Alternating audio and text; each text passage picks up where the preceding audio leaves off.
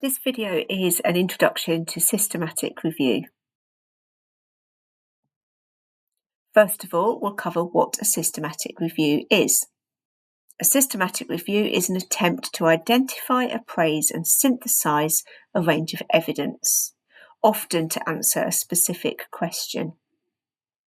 A systematic method is required to generate reliable, replicable findings and reduce the bias, and that's the definition from the Cochrane Library.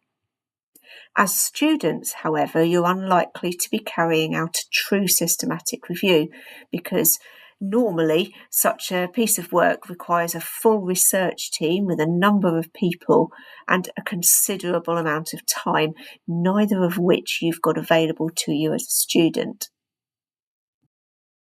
To be able to understand what a systematic review is and what it involves, it's important to be aware of the difference between primary and secondary research. So what do you think is the answer to this question? What is secondary research? Do you think it's A, reviewing data that's already been collected and analysed? Do you think it's B, research that is less important than primary research? Do you think it is C, research that extends a piece of primary research? Or D, research that's relating to education for children aged 11 to 16? Decide whether you think it's A, B, C, or D, and I'll reveal the answer now. The answer is A. A piece of secondary research is reviewing primary data that's already been collected and analysed, but bring a wealth of evidence together to form a robust conclusion. Primary data is collected by the researchers and then reported on after it's been analysed, and then secondary looks at a range of primary data in order to come to that robust conclusion.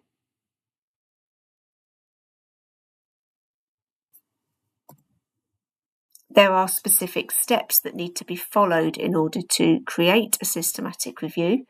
You need to create a protocol which explains what you're going to do to carry out your project. You need to define the research question, and then you search for literature and record your findings of that literature in a Prisma diagram. You select studies for inclusion, do a quality check on those studies to ensure there's no bias. You then analyse the data and then present the results before interpreting those results and coming to a conclusion.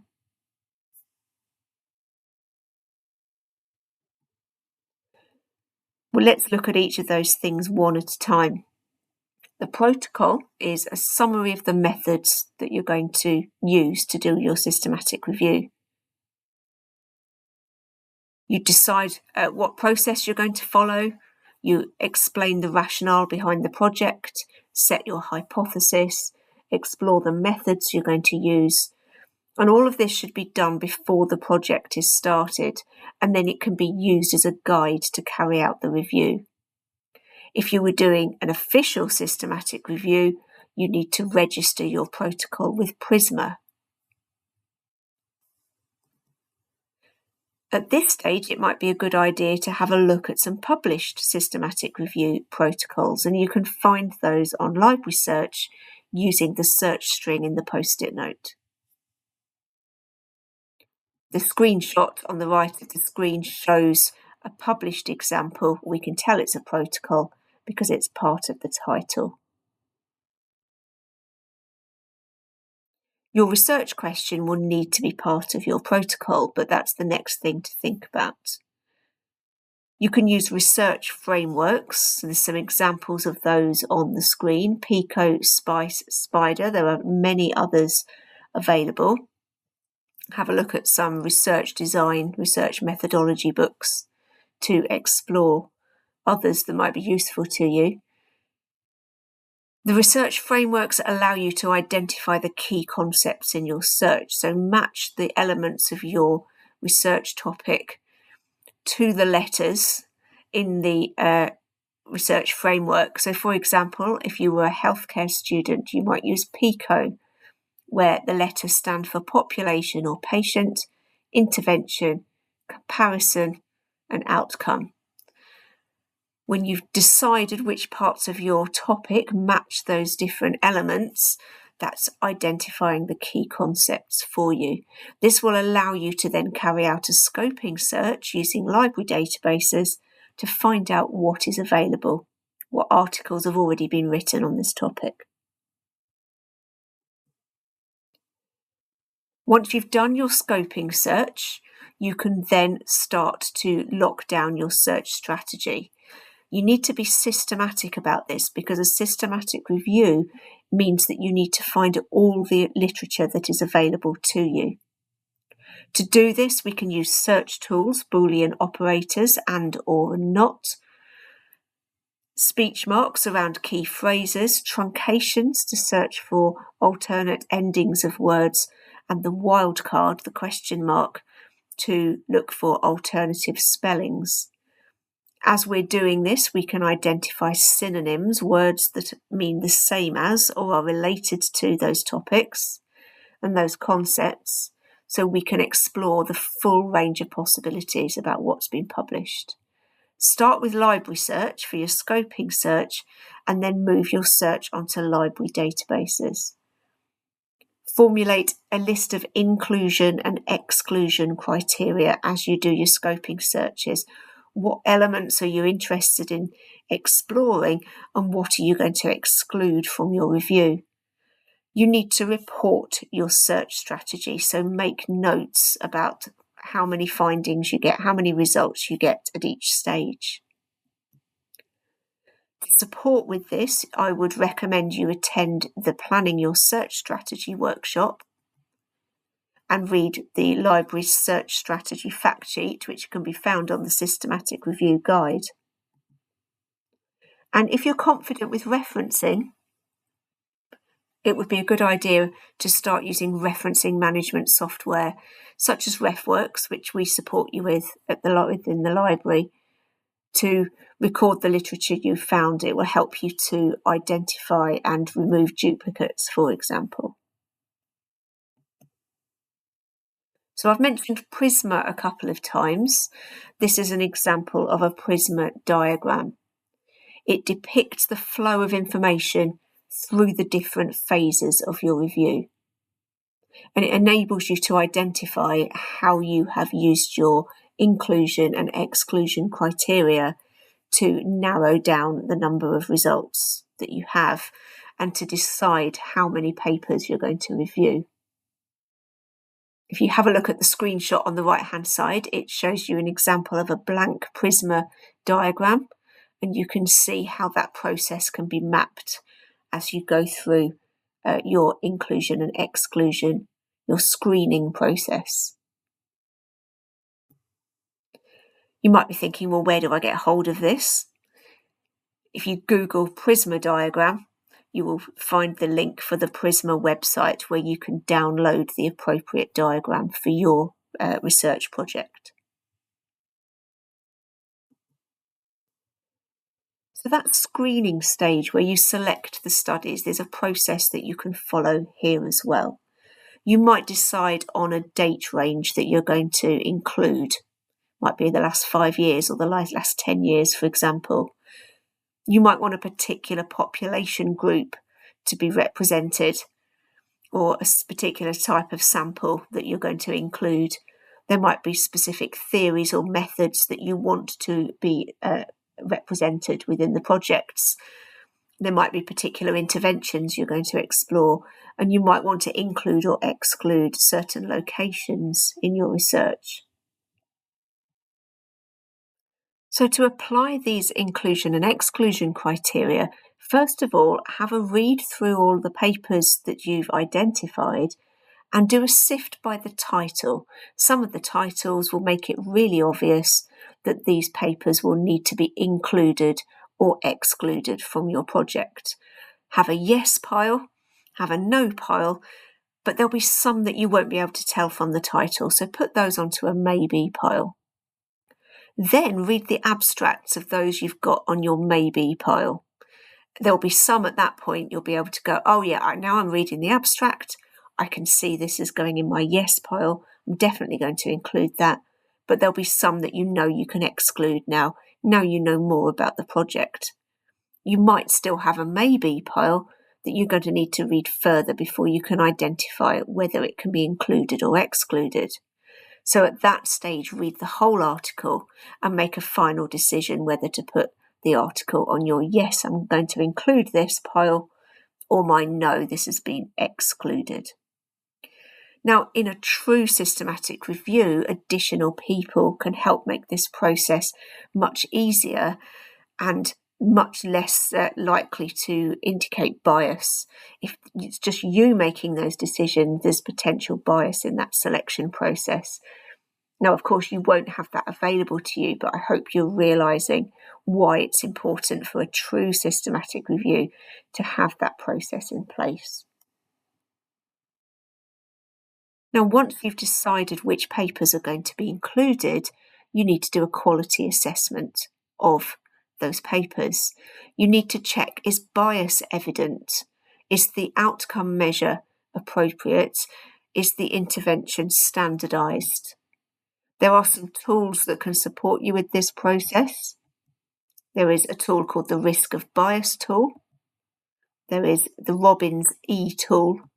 And there are checklists that you can use. The example here is the CASP checklist. There are other critical appraisal checklists that you could use to help you identify any bias or limitations with the articles. There's a really good chapter in Bolland, Cherry and Dixon's Doing a Systematic Review, A Student's Guide. We've got this book in the library, so I would recommend having a look at the chapter called Quality Assessment, Where Do I Begin? Now, once you've read all the papers and you're aware of what each of those papers has discussed and discovered, it's a good idea to set out your results in a table. This is best practice for a systematic review. There's a screenshot of an example table on the right-hand side of the screen. It's also a good idea to provide a narrative analysis following that data in the table. Explain what it is that the data is showing you. At this stage, you might need to decide if it's important to do a meta-analysis as well. We're going to look at that on the next slide. A meta-analysis will be appropriate if you are reviewing intervention studies. So a meta-analysis is a form of systematic review, but it goes beyond reviewing the literature. It is a statistical method that it combines quantitative results from multiple studies on the same topic, and it can produce a really robust result. A forest plot is a key part of a meta-analysis, and no, it is not to do with woodlands and forests, but it's a way of helping to decide if it was appropriate to bring these studies together. It's a graphical presentation of all of the results, and there's a screenshot on the right-hand side of an example forest plot. So the effect size is represented by the point estimates, and the confidence intervals are represented by the horizontal lines. And these confidence intervals and effect sizes are compared to a line of no effect, which is 0. The greater the effect of the intervention, the further away it is from the line of no effect.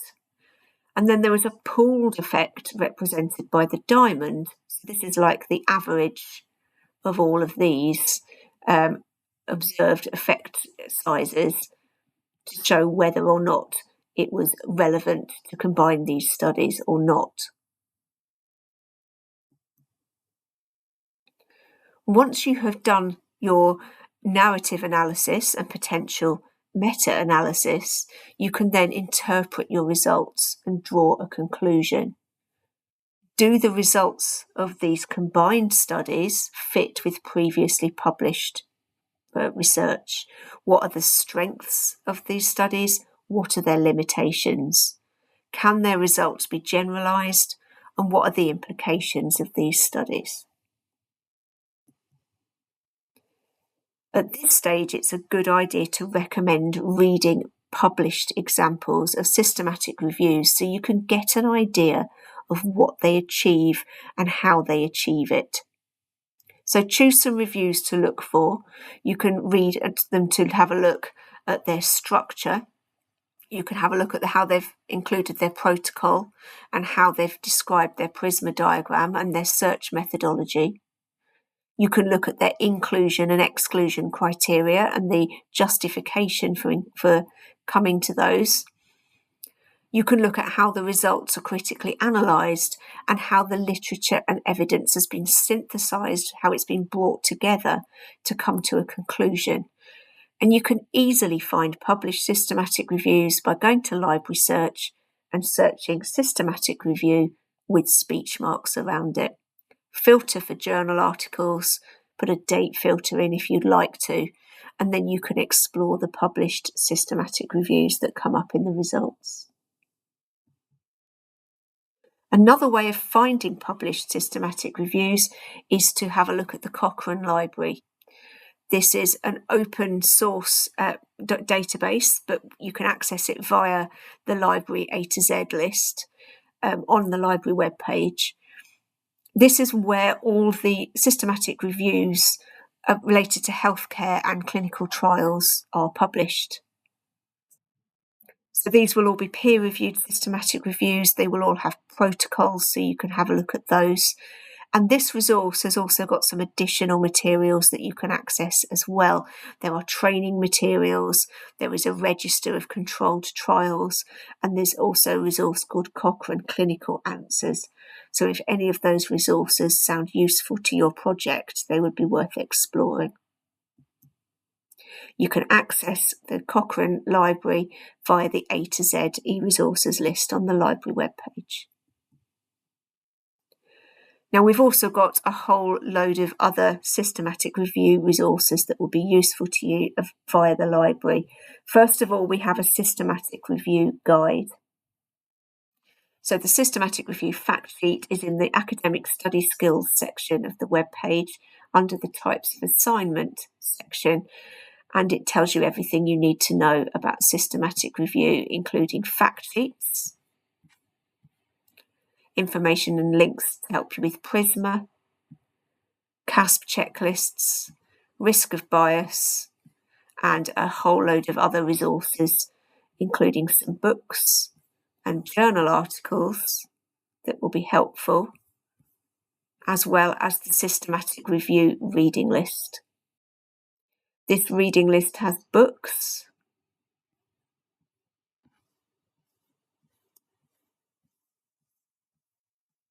and journal articles about systematic review, as well as useful web pages that can get you started. So I've just told you about that reading list. That's just here. Via the library, though, we also have a range of research methodology books. Many of them will be about doing a systematic review. You've just seen some of them linked on the guide. Here's a screenshot of one of those. But you can find these yourself via Library Search by searching for research methodology, searching for systematic review, and then filtering by books. There are also books on meta-analysis you can find in the same way, and the QR code on the screen here will allow you to find these resources. The final slide is the reference list of all the resources used in this video. We hope you found that useful, and best of luck with your systematic review.